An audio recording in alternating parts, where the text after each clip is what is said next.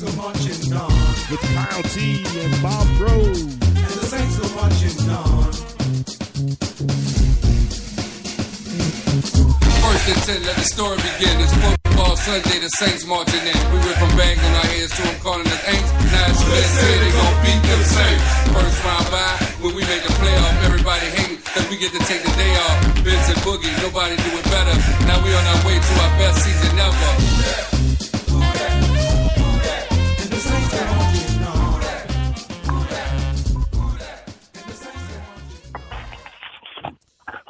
All right. Good evening, everyone. Who Dats and Saints fans from all over the world. This is Kyle T of the Crescent City Connection. I'm here tonight with Bob Rose from the Canal Street Chronicles. What's going on, Bob? Nothing at all. Nothing at all, Kyle. I hope you and your family had a great Christmas, and hope everyone listening out there in Who Dat Nation gave us a great Christmas. Our Saints certainly gave us an early Christmas present by beating up on those filthy dirty birds. Yeah, they really did. They did a good job on Christmas Eve to be able to vanquish the Dirty Birds inside of the Mercedes-Benz Superdome. Man, it was a good Christmas for me, my family. I hope everybody else had a good Christmas, and I hope you guys also have a safe and prosperous new year in 2018 coming up. But Bob, we got some business to take care of down in Tampa this coming Sunday. The Saints are going to face the Buccaneers, and they have been flexed to a later schedule, so there won't be any billboard watching from the team.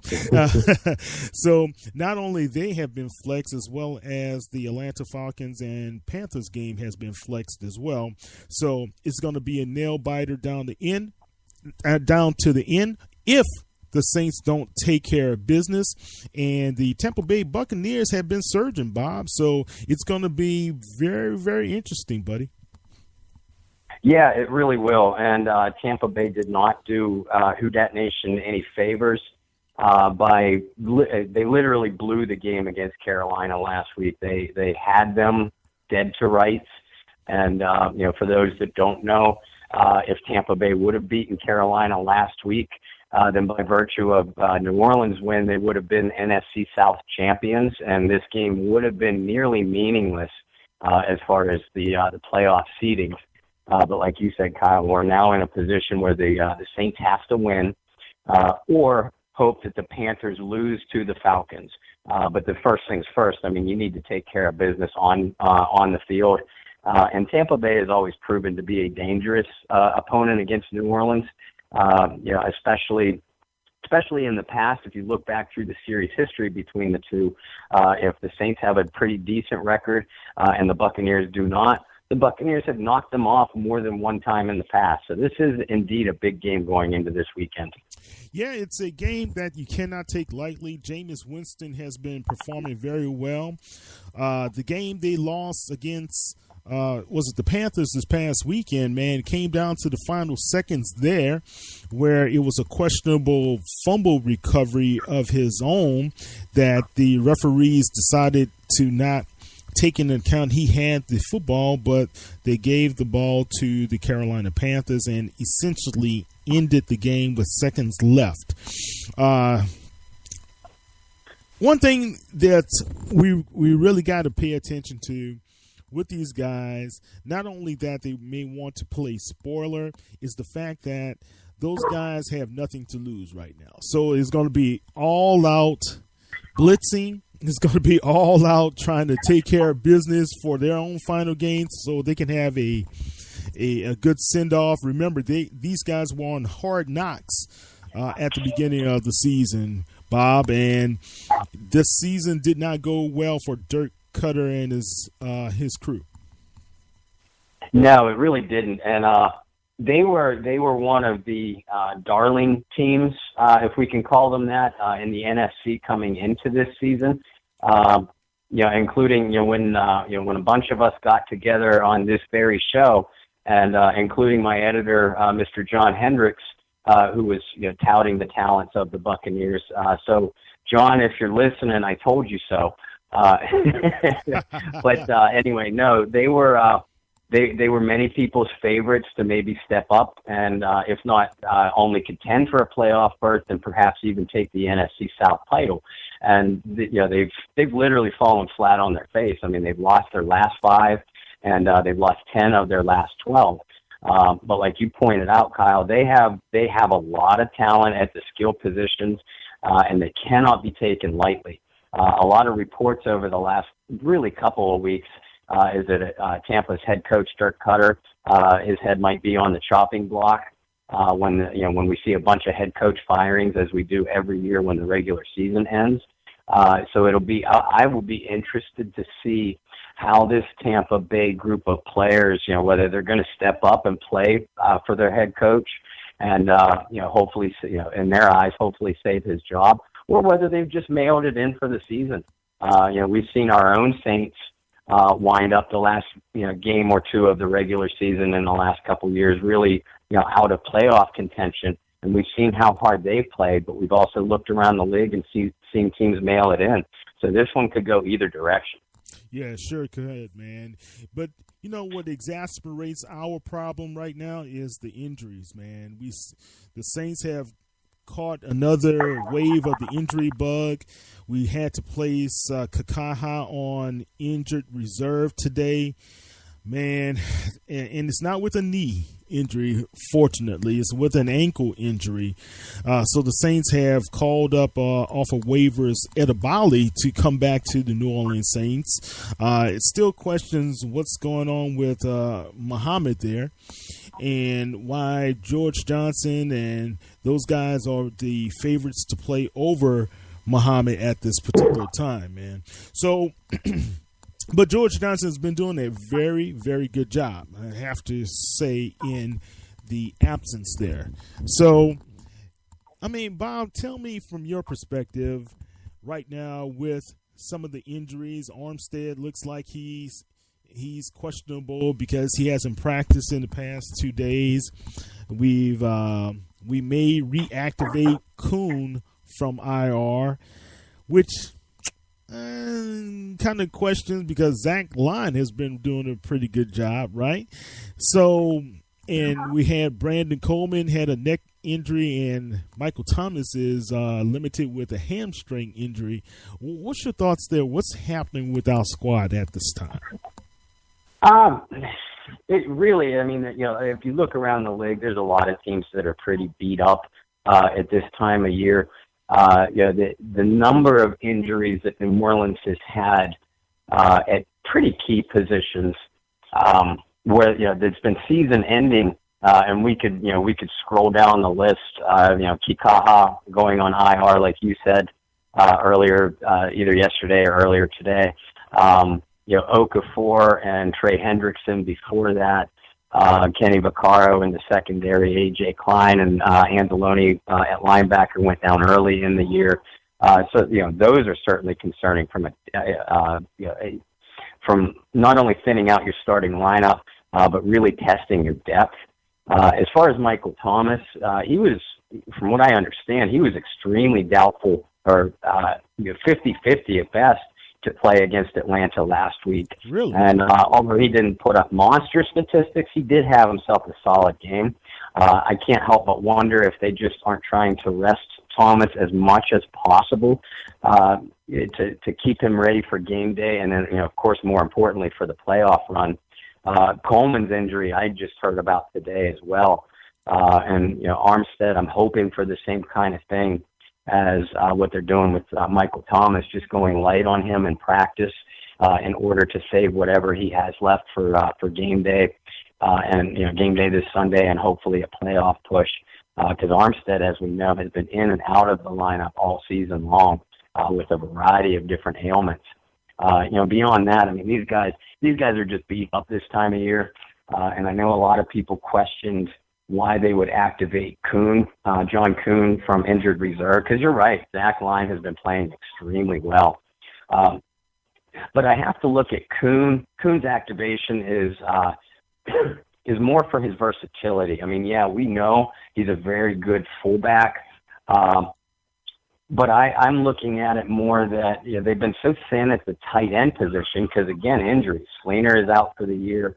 I think Human is out for the year as well, or at the very least, highly questionable to play. So Kuhn has the ability to line up as sort of an H-back role. So I would not be surprised this Sunday if we were to see both Kuhn and Zach Line in the game at the same time, with maybe Line put in a more traditional fullback role, while Kuhn kind of fills that H-back role that we saw out of Human or even John Phillips, because Kuhn is a very capable receiver as well in short yardage situations. Yeah, he has been known to bail us out on a couple of goal line instances with passes from Drew Brees, as well as picking up some first downs from time to time as well. Here's my take, man. I forgot to mention the fact that the Saints put John Hughes, defensive tackle, on IR as well, and they brought back Tony McDaniel. So we have a defensive squad that's been playing solid football all season long, and it's been very interesting how Dennis Allen has done very well plugging guys into the system that, like you said, they weren't the starters, but they have come up and stepped up. And it's been nice to see. Can this be sustained throughout the playoff run toward the Super Bowl is going to be the critical answer, right? A question, I should say.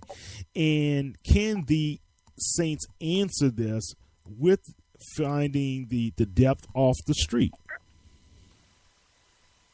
Well,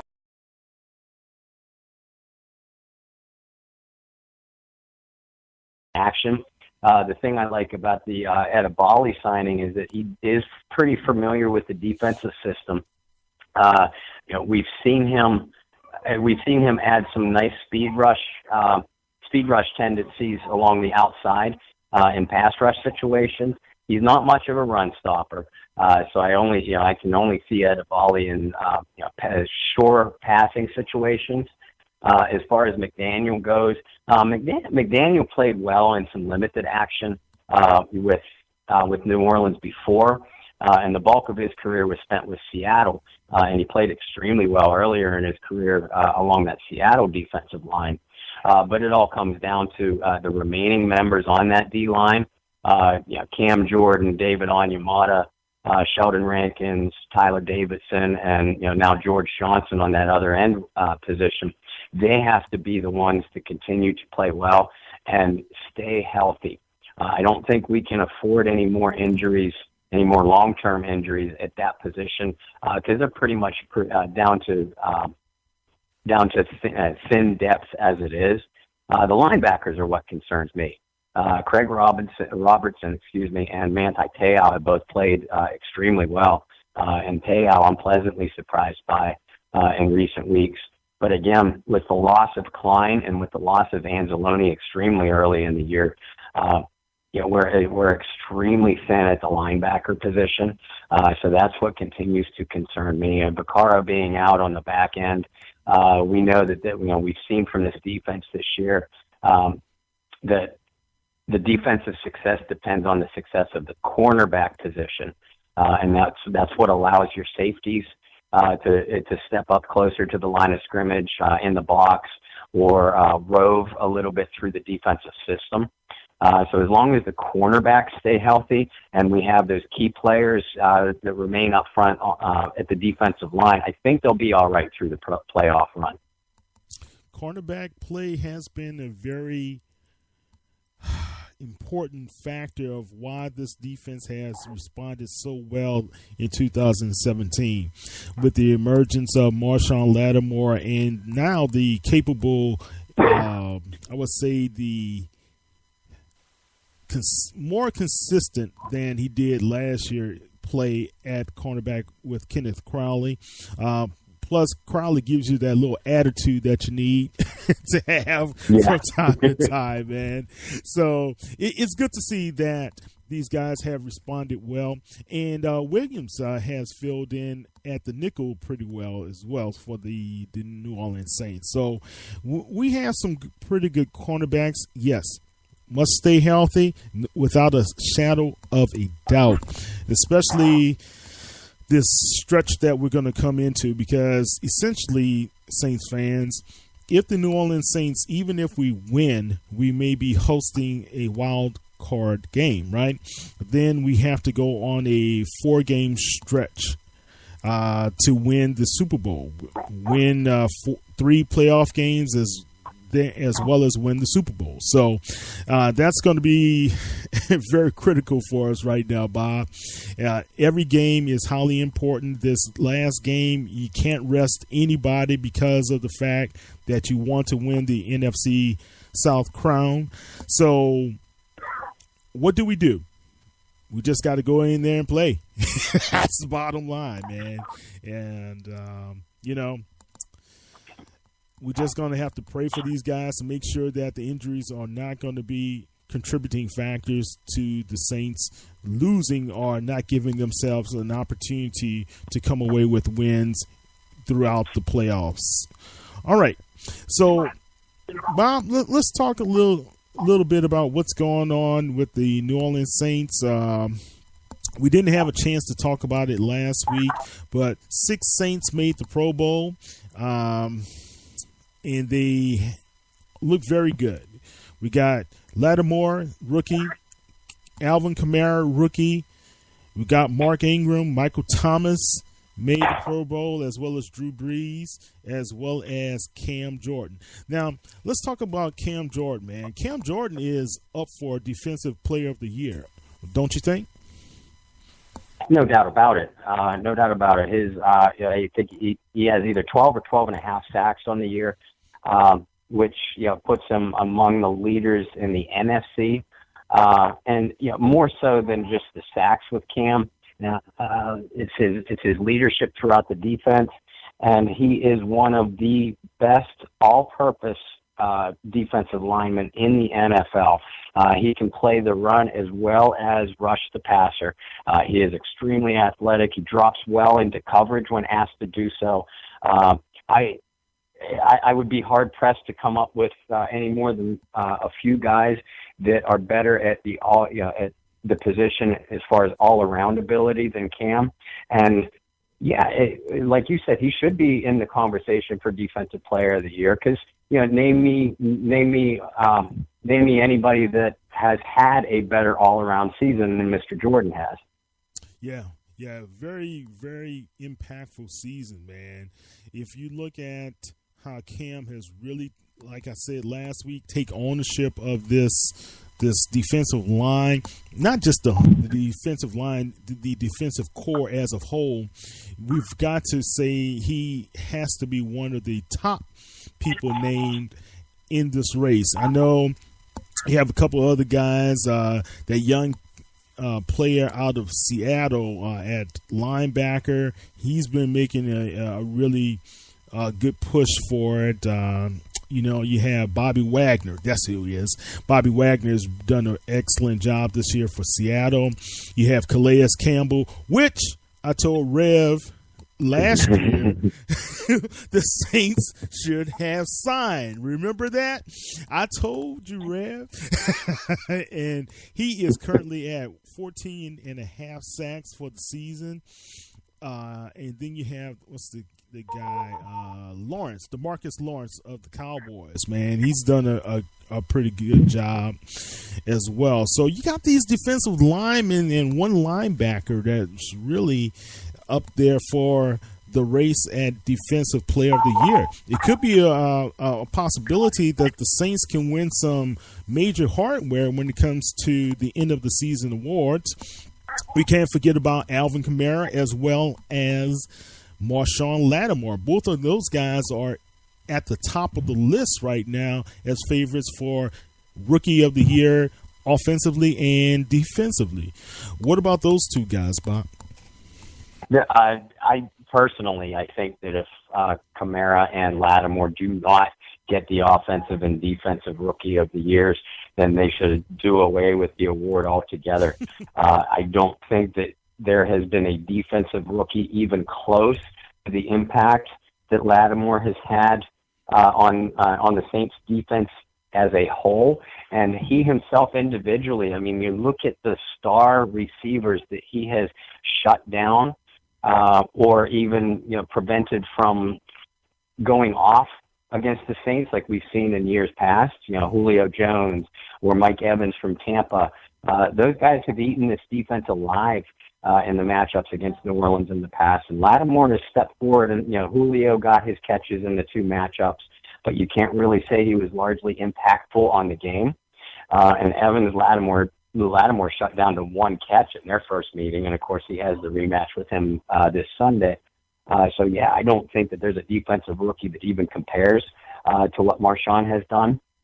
And offensively, yeah, I know Kareem Hunt seems to be the other name, the running back for Kansas City that people mention when talking about potential offensive rookies of the year. I don't think Hunt has even close to the all-purpose yardage that Kamara has had. And Hunt has been rather inconsistent. He almost disappeared altogether from the Kansas City offense for a 3 or 4 game stretch. Meanwhile, Kamara, once we got past those first 2 games, when Sean Payton was still trying to figure out the running back reps between Kamara, Ingram, and when Adrian Peterson was on the roster, once he decided he was going to move forward with Ingram and Kamara, not only featured in the running game, but as the offense in general, Kamara really took off. And you see teams playing against New Orleans now, they game plan for Kamara. Yeah. They don't game plan necessarily for any other individual other than Alvin Kamara and what he can do. And it's been a lot of fun watching Coach Payton and Coach Pete Carmichael's move Kamara around to try to exploit serious advantages that he gives the New Orleans offense. And I don't think someone as talented as Kareem Hunt is in Kansas City, and I've watched a few of his games, he's a dynamic running back. He doesn't create the kind of mismatch that Alvin Kamara does. And you point to what you said, Ingram and Kamara both getting a Pro Bowl berth. The last time that has happened with 2 running backs on the same team was, I believe, 1975 or 76, when the NFL was a run-oriented league. Now this is a pass-oriented league, and you have 2 running backs that make it, and one of them is a rookie. I think that speaks volumes by itself. It does. It really does, man. And it also speaks volumes to the mental shift that Sean Payton had to put in place for himself when game planning for these New Orleans Saints for 2017. Now, I have said, and I've been on record for many a year, that we should focus on the run game. And I'm pleased to say thank you for listening, Sean Payton. I appreciate you, guy. So, finally, it took some time, but it was obvious, man. We can't have Drew Brees going back and having 5,000-yard games, years any longer right now. I don't think it's necessary when you have a running back as talented as Mark Ingram, number one, but now the talent of Alvin Kamara has really emphasized that we don't have to rely on the arm of Drew Brees. We need to rely on the experience. We need to rely on the leadership, and we need to rely on his talent. So that's the thing that's going to be really a telltale sign on how the Saints move forward throughout the playoffs, because we got the Eagles, the Rams. 2 of those teams are being led by, one is being led by a backup with Foles, and also we can't forget about the Vikings, because they're being led by a backup with Case Keenum, right? And you have a rookie in golf. So, we have some inexperience there Now, Foles did have a playoff game that the Saints defeated him in a few years ago in Philadelphia. Let's not forget that, right? But, Yep. I mean, we have more of the experience and the leadership from Drew Brees. I think that really positions the Saints well throughout the playoff going into the run, don't you? Oh, there's no doubt about it. NFL playoff football is a completely different animal, and any player will tell you that the game is still the game. You run, you block, you catch, you tackle, but the pressure and the intensity is amped up to like astronomical levels. And again, you talk to any player, and they will tell you that. And we've seen over the years a number of younger players, especially at the quarterback position, fold or maybe not play as well because they come into the game extremely tight. And we see that a lot. And you just ran down the list of quarterbacks that are in the NFC that just lack the playoff experience, or in Foles' case, the general playing experience, even though he's a veteran and does have a playoff appearance. With Brees, you have a Super Bowl winning quarterback, but it was more than just that one run. I mean, his first year in New Orleans, they made a run to the championship game. He had a few playoff appearances early in his career with San Diego. They had a playoff runs in 2011 and 2013. Brees is as seasoned a playoff vet as there is in the league, outside of Mr. Brady or Mr. Roethlisberger that reside in the AFC. I'll take that, man. I'll take Drew Brees over any of those guys in a heartbeat. Yeah, definitely. And one other thing that we really have to keep in mind is that the Rams are playing at a high level. I don't know if resting these guys this last game, I know Gurley is going to be rested for the final game. How would that set? How does that really set right now? Because I thought the NFL didn't want the final games to have the star players not showing up and not being there for their teams. And then they could possibly lose a seeding if they lose a game and the Saints win and a couple other factors, right?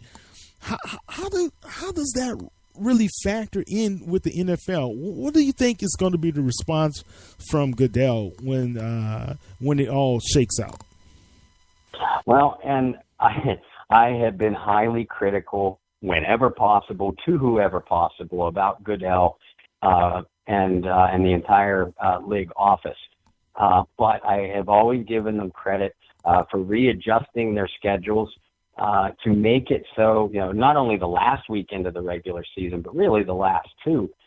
Usually you see a lot of divisional matchups. And in recent years, we really haven't seen that situation where a team can rest many of their starters or many of their high-end players any of those last couple of weeks. I don't know what their response would be to what the Rams are doing. I don't know that there is a response because I don't know that you can do it any better. It's not like you can fine a team for sitting its players or anything like that. I guess what we can hope for is karma to come back and bite the Rams. You rest your players and, you maybe lose a seeding and you go into the playoffs and now you've rested them a little bit too much. And again, we just talked about how young players respond differently in pressure situations. And now you're a little bit tighter than what you may have been before. And we've seen it in the time, Indianapolis Colts come to mind. They were notorious during the Peyton Manning years of, they would often win their division by a handful of games. And, really the last two or three of their regular season games were meaningless, and they would start resting players. And then in the first round of the playoffs, they were quite clearly not ready to play. Peyton Manning's playoff record is proof positive to that kind of thing. So I'm interested to see how the Rams will respond in that situation. But as far as what Goodell and the commissioner's office can do, I'm not sure that there is anything more than what they've already done as far as tweaking the schedule and rearranging the schedule. Yeah. Well, it's going to be pretty interesting to see how this all shapes up, and if the Saints can just do what they need to do is take care of business, win against the Tampa Bay Buccaneers, we'll see where we are if we're at number 3 or number 4 in the seeding at this time. One last thing, man. Drew Brees. Drew Brees has now thrown for over 70,000 yards. That's right, 70,000 plus yards. And Bob, next season, man, Drew, if he stays very healthy, will take over as the number 1 all yardage leader over Brett Favre as well as Peyton Manning, man. That's amazing. And, to just think about it, he probably has another 2 or 3 years left in him, right? Yeah, I think so. I'm looking at another 2 to 3 years of good, solid football from Drew. And we look back at the careers of Brett Favre and Peyton Manning, and they both had great careers. But at the end, they were both pretty broken down. There was an obvious large decline in both of their games. And Drew, I don't think, has had that much of a decline. The arm strength might not be what it once was, but he still moves around in the pocket. He has extremely quick feet. His mind and his mechanics are like a machine.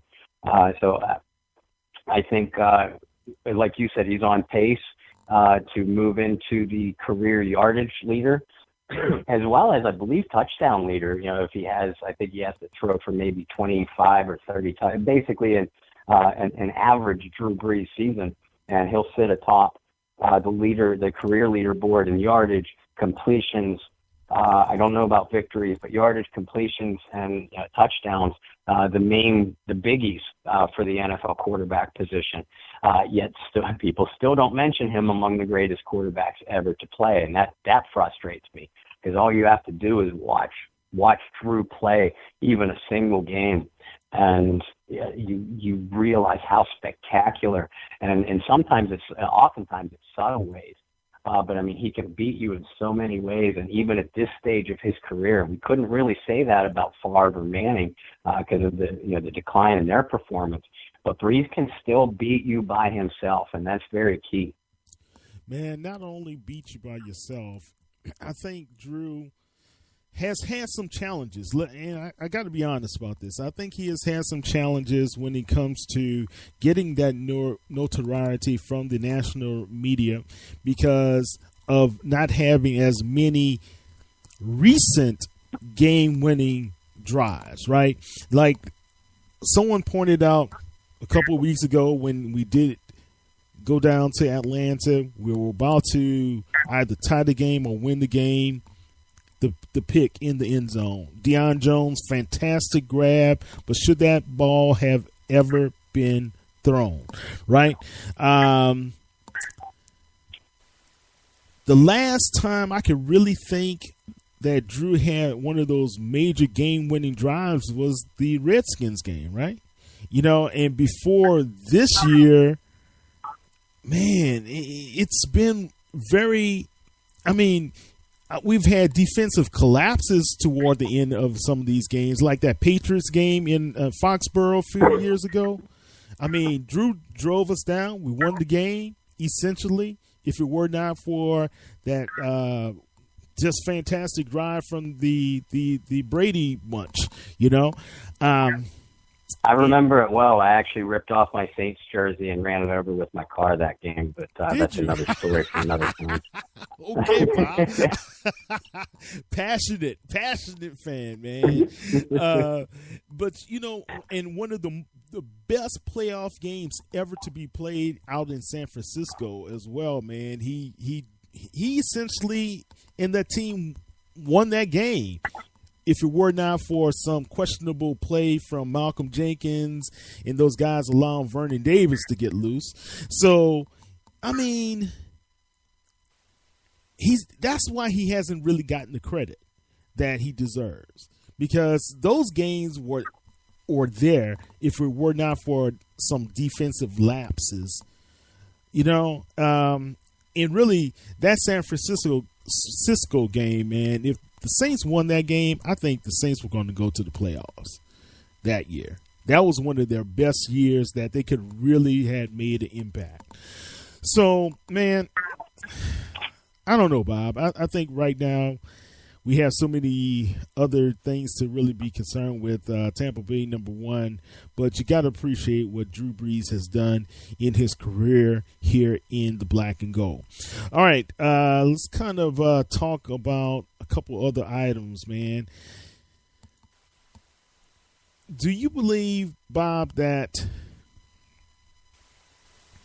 if we really have an opportunity, we have the chance to defeat the Rams, to defeat possibly the Panthers, the Rams, the Vikings, or Philadelphia, but most likely the Rams and the Vikings, two teams that have defeated us already. And if we go to the Super Bowl, let's say the Patriots wind up in the Super Bowl, defeat them. So it may be revenge city for the Saints going into these playoffs and being able to do something that really matters, man. How do you see this? I would love to see a revenge tour like that. Personally, being from and currently living in the Pittsburgh area, many of my friends and even followers of my work, many of them are Steeler fans. So I'm sort of rooting for a New Orleans Pittsburgh Super Bowl. All black and gold, yeah, baby. I like all that. Black and gold. But yeah, I mean, other than that. They really are set up for a revenge tour, so to speak. The Vikings they caught at a bad time, and I'd love to see a rematch of that game, because we're talking about one of the best defenses in the NFL with Minnesota, and they can literally shut down every aspect of your offensive game. Matching up wits against, Sean Payton, one of the better offensive minds in pro football, and Breeze, one of the better quarterbacks in pro football. And then on the other side, New Orleans has a resurgent defense, very pressure-oriented and everything like that. And that's where I'm interested to see not only the kind of pressure that coordinator Dennis Allen is going to bring against a team like the Vikings or a young quarterback like Jared Goff to see how he responds, or the Panthers. The Panthers we have a long and storied rivalry with, handled them fairly easily in two matchups during this regular season. And then, of course, Atlanta is still sitting there. They haven't clinched yet, but mathematically, they're still the favorites to latch on to that sixth seed, so we could see them for a third time as well. Philadelphia, I've not been impressed with Philadelphia all season, and as soon as they lost Carson Wentz, their quarterback, I'm kind of writing them off, which I realize is dangerous to do, and it could prove to be a fatal error, because Philadelphia does have a talented team. I look up and down that roster, and I don't see any real talent that jumps off of that page at me where I say, you know what, they might be the best team in the NFL. Now, I look at that, yet you look at their record, and that's a good argument against my point. But I wouldn't mind going into Philadelphia and taking my chances up there. This is no longer a pass-first offense, as you pointed out with New Orleans. So they're built to win on the road or in colder conditions or in hostile environments. There's not a playoff team in this NFC lineup that I don't think New Orleans cannot beat. Well, and I'm looking as well at the possibilities, man, with Philly being number one, the Vikings number 2, and the Rams. The only team that scares me is the Rams, to be honest with you, man. That team. Yeah, they do. That's not a good matchup. You're right. That team scares me with their team speed on defense. And, you know, Sean Payton and those guys usually have a difficult time handling fast defenses. You know, let's say the Rams lose this game, right? And let's say the Falcons defeat the Panthers. That means we would have to face the Falcons, okay, inside the Superdome. I like that matchup right there. The one that I don't like is us playing Carolina again. Now, people will say, well, Kyle, that doesn't make really good sense. It does to me. And think about it. Defeating a team twice in a year is difficult enough. 3 times, wow, whoa, hold on. You know, how do you see that or feel about it? I know you say we had an easy time, but could that be like a mental challenge there? It absolutely could. And you know, like you said, you know, you look back, you know, through the history of the NFL playoffs, and it is very difficult for a team to defeat another team 3 times in the same year. And when you factor in that, you know, Carolina's style of play, that definitely makes it even more difficult. That is a seasoned team that is used to playoff success. They're not going to shrink away from the amped up playoff pressure, and they know, you know already, the type of team that Ron Rivera has in Carolina. They want to come in and beat you up, and they want to come in and get physical with you. So more so than can the Saints defeat Carolina again? Absolutely. And I think if you compare the 2 rosters and just the physical talent on those rosters, I think New Orleans is a more physical or a more talented team. But again, we see it every year. Maybe they match up against Carolina, they win the game, but they just get more physically beat up than what they already are, and they perhaps don't have anything left for the next round. Right. So a concern for me would be not can they beat Carolina, because I think they could. Although again, the challenge of defeating the same team 3 times in the same season. But the challenge also is that going to be a physical game that takes a toll on a team that's already thinned out because of injuries for the next round or any rounds after that. Right, exactly, man. That's why I think the better matchup for us would be the Saints playing against the Falcons or Seattle. But that means if the Falcons lose, the Saints have to win and the Rams have to lose in order to jump up to the number 3. Either way, the Rams have to lose in this scenario for the Saints to get to number 3, and we have to take care of business, period. I think it's like a boxing trilogy. The guy who usually wins the second fight is going to win the last one anyway, right? And I think we've already won the second one with defeating the Falcons. We can take care of business with those guys again, given that opportunity. And considering the fact that we allowed Jones to have over 148 yards in receiving, they still lost. But we had some fortune on our side as well with the butt pick. and we had some fortune on the side with the butt fumble from Devontae Freeman as well, man. So we shall see, man. Bob, I think all in all, man, just to see the New Orleans Saints back in to the playoffs is a treat for the city and treat for the fans. Yeah, no question about it. I wish I was in the New Orleans area, for that kind of atmosphere. I imagine that whole city, that whole region is buzzing because we know already how football crazy, how crazy the fans are for their team in that entire region, and really it's an extension of everybody's family.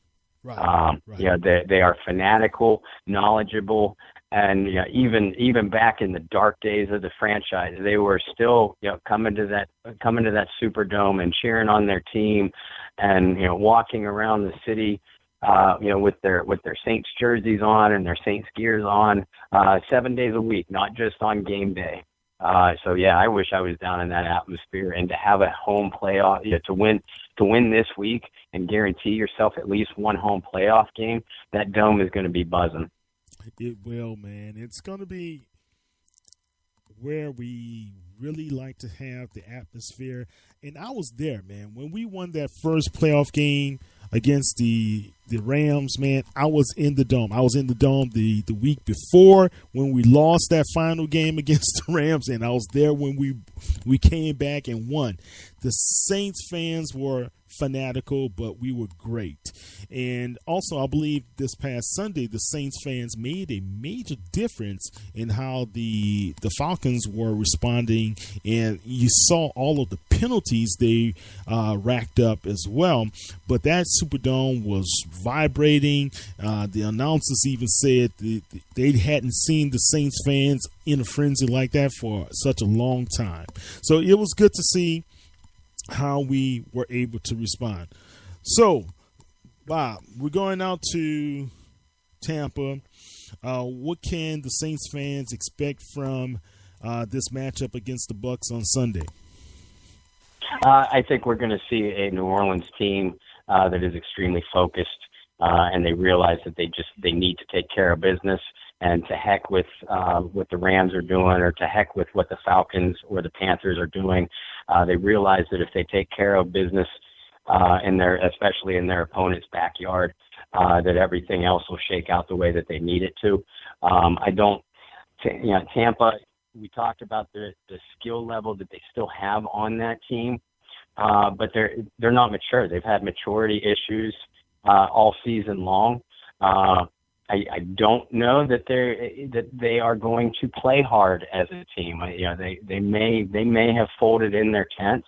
Now, having said that, I don't think the Saints will take the Buccaneers lightly. They know better. This is a divisional rival.